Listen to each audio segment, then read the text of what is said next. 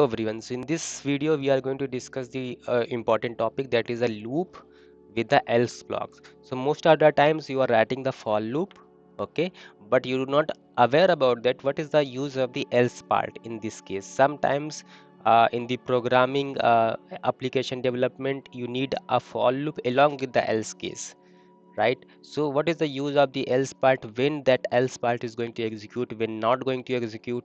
That is a very confusing topic. So I'm going to explain this topic very easily, that what is the meaning of the for loop along with the else part. Okay, so in the transfer statement this is also comes into the picture, that for loop along with the else part. So always remember that inside the for loop, if any break statement is going to execute successfully, in that case else part will not going to execute, right?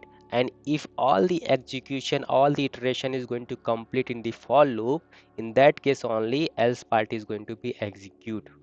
Okay, so else part in the for loop is, it means that else means loop without the break. Okay, loop without the break, that means the loop with the else part. Okay, so I will explain this with the help of the example. So suppose that you have one good example, that you have the a number of the items 10, 20, 30, 40 and 700, 500. These are the items are there, and you are going to be written the for loop along with the else part, for loop along with the else part.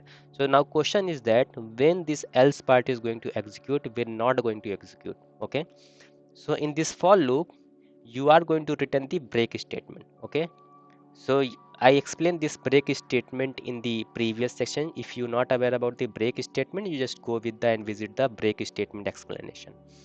So break statement is nothing but if any certain condition is going to meet and you have executed the break statement, in that case for loop is going to be a break, that all the iteration is going to be, rest of the execution will be going to break, right? So suppose that you are executing the for loop and you have the break statement with certain conditions.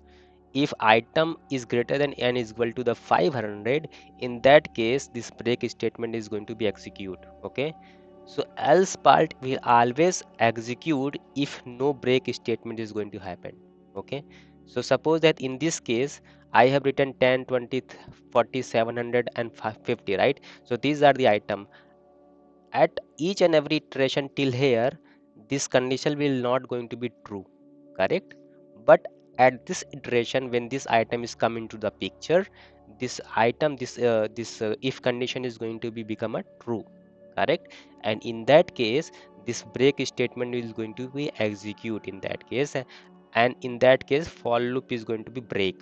Okay, and for loop is going to be break, in that case else part will be not going to execute. Okay, so else part is nothing but a flag that is showing that for loop is successfully executed all the iterations.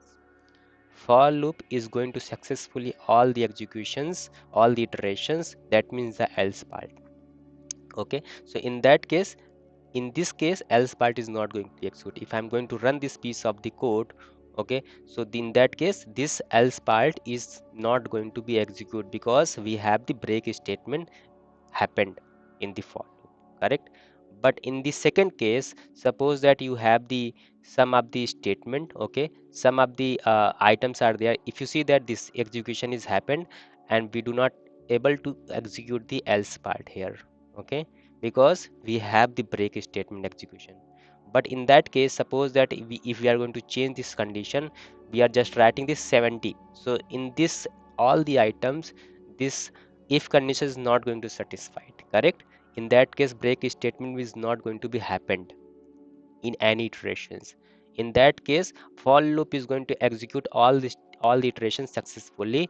Now if I'm going to run this piece of the code, this else part is also going to be execute in the last, correct? So this is nothing but a flag that's showing that we have successfully executed all the iterations without the break.